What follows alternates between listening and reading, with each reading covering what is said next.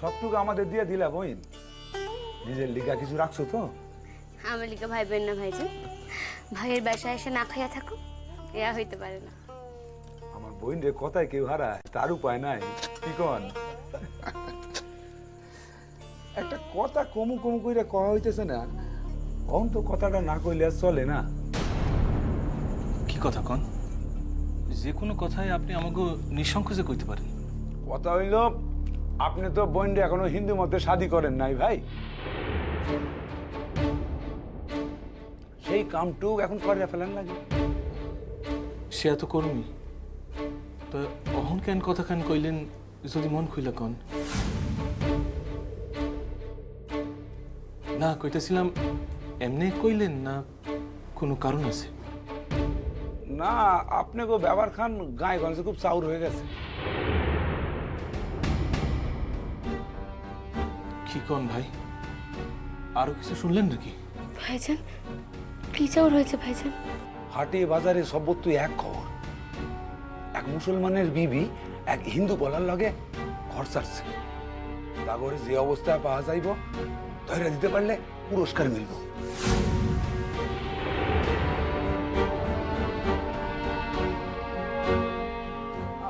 আরো খবর আছে তার নাকি এ গায়ে আছে। কি হইব তাইলে? আমি ভাবতেছি আপনাকে লইয়া রাতের আন্ধারে আগেই বাইর হইয়া পড়ুন। 7 দিন অপেক্ষা করণের উপায় আর নাই। এর লিগায় কি বিয়ার কথা খান কইলেন? হ, পথে ঘাটে যদি কেউ সিন্দুর পড়া অবস্থা দেখে, অত সন্দেহ হইব না কেউ। ইয়া হইল 1, আর 2 হইল গিয়া যদি ধরা পড়াও যান। না না, কথার কথা কই, আমার পরাণ থাকতে আমি আটকানোর সব রকম চেষ্টা করি। তারপরও যদি কোনো অঘটন ঘটাও যায়, সিঁদুর বাঁচাই দিতে পারে। কেমনে? একবার সিঁদুর পরাইয়া শাদি করতে পারলে আর তো ফিরন যাইব না। তখন শাস্তি হোক আর যাই হোক, দুজনের তো পৃথক করা যাইব না। কিন্তু ভাই এই বাসা থেকে তো বাইরে হইতে পারতেছি না, কই গিয়া বিয়াটুক করুন কন্ত। আজকাল ভাই আমি চাই মায়ের মন্দিরে মায়ের সম্মুখে আপনার বোনরে সিন্দুর পরাইতে। ভাবতেছি কাল পরশু বাইর হয়ে যাইব। বর্ডার তো ভাই সবসময় ভালো থাকে না, বর্ডার নিরাপদ না হলে আর এক বিপদ হইব। তো একখান কথা, বর্ডার জাউনের পথে একটা মন্দির পড়ে, শুনছি খুব জাগ্রত মন্দির। আপনারা ওখানে সাইডে ফেলতে পারেন।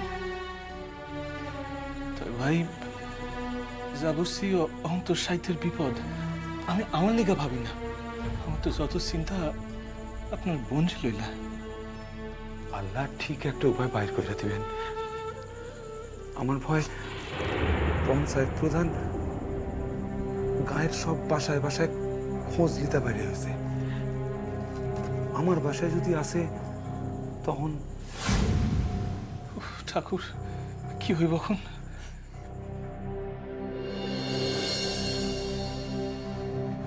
আজগর,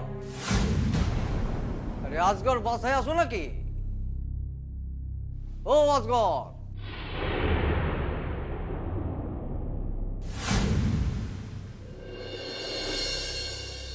পঞ্চায়েত প্রধানের গলা।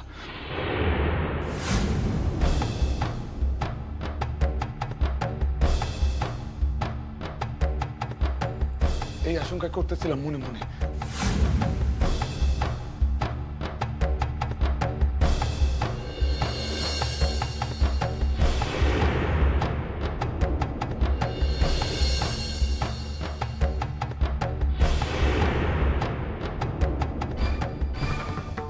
কি হইব এখন? সময় নষ্ট করো না ভাই, খাটে নিচে ঢুকে যাও। আরে আজগর, ঘর তো খোলা, আর শব্দ দাও না কেন? বাঁচতে চাও তো তড়াতড়ি করো। ঢুকে যাও, ঢুকে যাও, ঢুকে যাও। যাও, ঢুকে যাও। আসতেছি মিয়া, খাইতেছিলাম তো। আমি কি করব?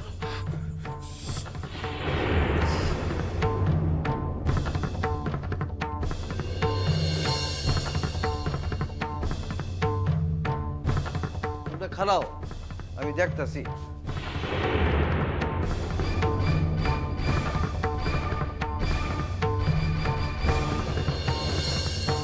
বলো কি ভাই? খাইতেছিলাম।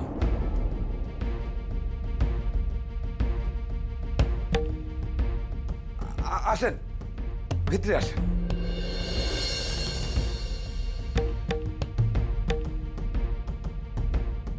ইনিকে তুমি তো কইছিলে তুমি একা থাকো। আর কয়েন না মিয়া, বইন আর বইনের জামাই আইসা ছাড়ছে। দয়ালের লগে দেখা হয়েছিল। দয়াল চাচা। হ্যাঁ, ও হ হ। এ কইলো হ্যাঁ নাকি 3-4 দিন পূর্বে তোমার বাসায় একজন পুরুষ আর একজন মহিলারে আইনা রাখছে। তুমি নাকি তাদের বর্ডার পার করাইয়া দিবা কইছো। হ, একজনদের তো আনছিল দয়াল চাচা। শুনছো তো, আমাগো গায়ে এখন একখান কথাই বাতাসে উইরা বেড়াইতেছে। একখান হিন্দু পলায় নাকি মুসলমান বিবিরে লইয়া পলাইয়া আমাগো গ্রামে ঢুইক্কা রইছে। শুনছি। কি দিনকাল পড়লো। হিন্দু পোলার এত বড় সাহস তো মাইনা লং যায় না।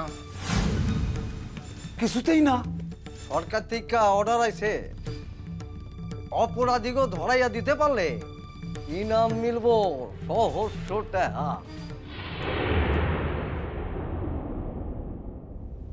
ও আচ্ছা।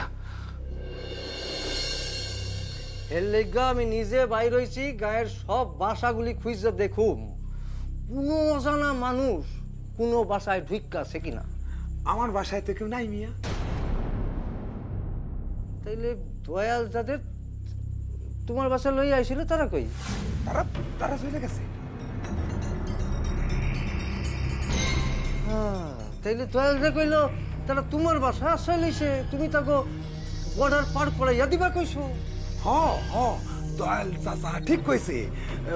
সেদিনে কি হয়েছে মিয়া, আমার বইন আর বইনের স্বামী আইসা পড়লো। আমি তা করে তো জায়গা দিতে পারলাম না, তারা চলে গেছে। তো তোমার বইনের স্বামী কই? তারে আমার লোকে আলাপ করাও। নাই তো, নাই তো বাসায়। বাসায় নাই? তো গেছে কই? মাছ। মাছ? রাজা বাবুর বড় পুকুরে মাছ ধরার পালা চলতেছে। ও তো সকাল থেকে ওখানে পড়ে আছে। মাছ ধরতে বড় ভালোবাসে। এইটা বুঝি তোমার বই? হ, এইটা আমার বই। বইন সালাম দাও। হ্যাঁ শালা, অগল থানায় থানায় অপরাধীকে ছবি আইয়া পড়ছে। ছবি কাগো? বললাম যে অপরাধীকে। ও হ।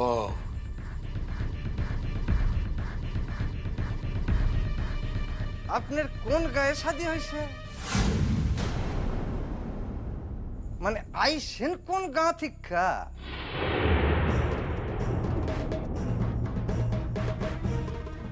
বৌঠুনি, বৌঠুনি গায়ে। আজগর ওনারে কইতে দাও। মিয়া, আমার বোন সাহিত্যের লাজু। অচেনা অচেনা মানুষের সম্মুখে না কিছুতেই কথা কইব না। ও তাইলে তুমি এক কাম করো আজগর, কন মিয়া? তোমার বুইনের স্বামী বাসায় ফিরলে তাহলে তুমি সন্ধ্যাবেলায় থানায় লই আসো, আমি ওইখানে থাকবো। কেন মিয়া থানায় কেন? আরে আমি হইলাম গিয়ে পঞ্চায়েত প্রধান। আরে আমাগো গাঁও লইয়া এত বড় একখান কথা উঠছে না, এর লিগা থানা থেকে আমাগো উপর আদেশ আইছে, সব অজানা অচেনা মাইন্সেরে থানা লইয়াই তৈব, ছবির লগে মিলাইয়া দেখবো। কিন্তু মিয়া, এ তো সত্যি আমার বোনের স্বামী। আমি কি মিছা কথা কম? আরে তুমি মিশা কথা কও না, এটা তো আমি জানি, তুমি সত্য কথাই কইতে আছো, কিন্তু আমার কর্তব্যটুক তো আমার করতে হইব, বুঝলা না? হ্যাঁ, বুঝছি। বুঝছো? তাইলে তোমার বুইনের স্বামীরে থানায় লই আসো, আমি আগাই। ও হ্যাঁ, আর একখান কথা, তোমার বুইনের স্বামী থানায় দেখা না কইরা যেন গাও না ছাড়ে, সেটা তুমি একটু দেখো। আগাই।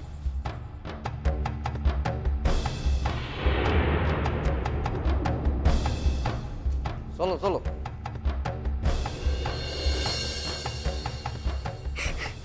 ভাই, হ, বাইরে হয়ে আছে।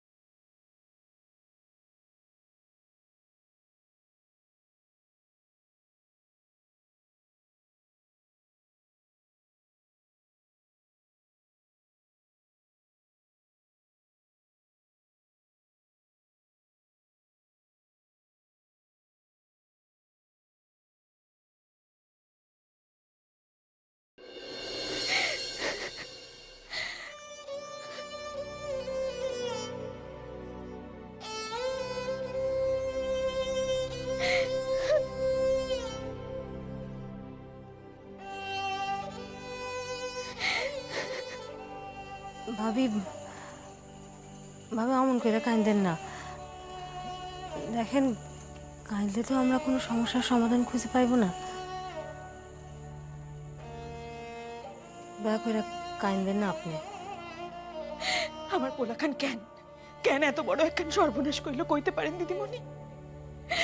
আমার পোলাটার তো এত কাঁচা বুদ্ধি ছিল না। বারবার বারবার তারে কইলাম বিয়ে বাড়ি যাওয়ার কোনো দরকার নাই, কিছুতেই শুনলো না। জোর কইরা মিথ্যে কইরা অন্য বন্ধুর নাম কইরা সেখানে গেছে। রাজেশ্বরী, এইবার থামো রাজেশ্বরী। তুমি যেভাবে কান্তাস হইয়া বাসার কামের মানুষেরা শুনলে সন্দেহ করব। এই ঘটনা বাইরে জানাজানি হয়ে গেলে কত বড় বিপদ ঘটতে পারে সেটা তো তুমি জানো। চুপ কর ছোট, কাঁদিস না। বুকে পাথর বেঁধে মুখে কুলু পেটে থাকতে হবে আমাদের। কাঁদিস না তো বোন, চুপ কর।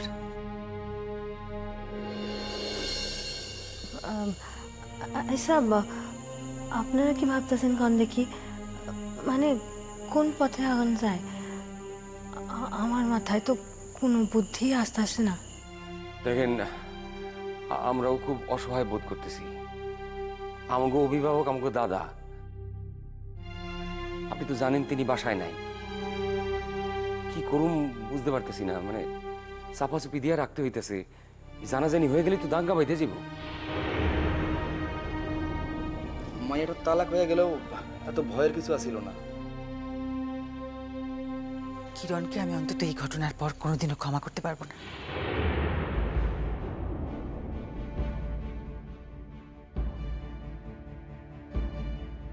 কি করে এত বড় একটা কাণ্ড ঘটাতে দিল? দেখেন বৌদি, সবই তো আপনাকে কইছি। ওই মায়েরাই তো আমাকে সোনারে জীবন্ত পুইরা মরণের হাত থেকে বাঁচাইছি। তার লিগাই কি কিরণ কিরণ দাম লইছে এইভাবে? এক মরণ থেকে বাঁচাইয়া আর এক মরণের মুখে ফালাইয়া দিল আমার পোলাটারে।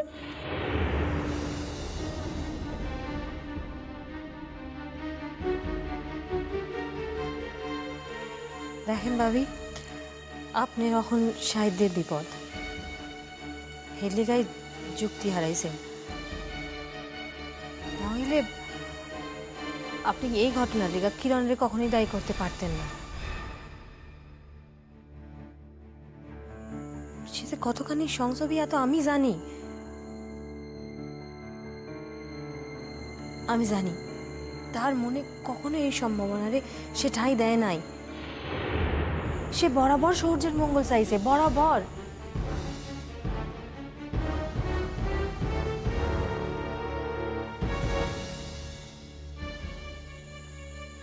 দেখেন, সূর্যের জীবনের লগে তার জীবন সে কখনো জড়াইতে চায় না, আপনি বিশ্বাস করেন?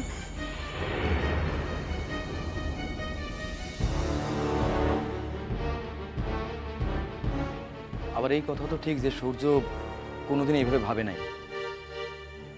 তারা তাগো অনুভূতিটুকু নিজেকে অন্তরে রেখা দিছিল।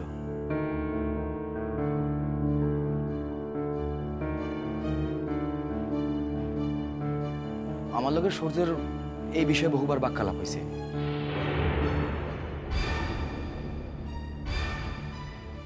সবই পরিস্থিতি। ওই পরিস্থিতির চাপে পড়েই তারা এই কাম কইরা ফেলাইছে। এখন আমরা কি করি বা ওদের খোঁজ পাবো আর কি করি বা ওদের বাঁচাবো ঠাকুর? ওই কাবুল শেখ যে ধরনের মানুষ, সেটি ঘটনা থামাইব না, বরং উল্টা আমার পোলাডারে জেলের ঘানি টানাইব।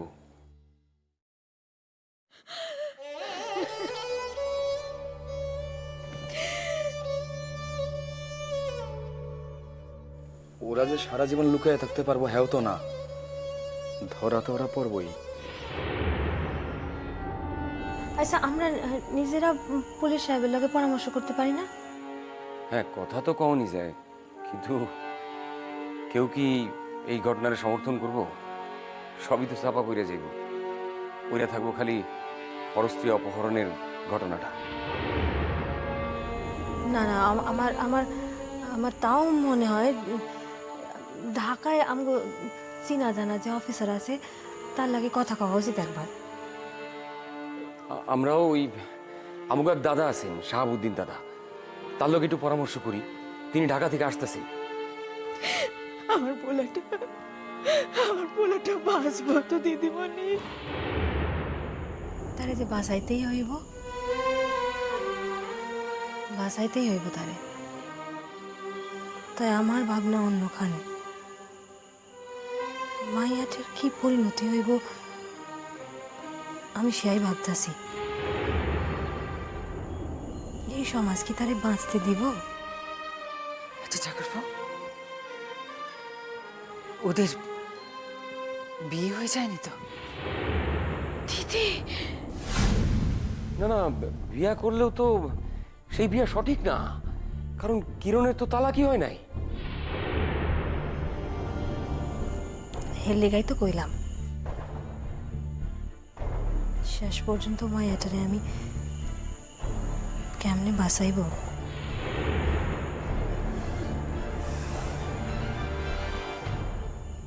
কে জানে আদৌ বাঁচাইতে পারুম কিনা।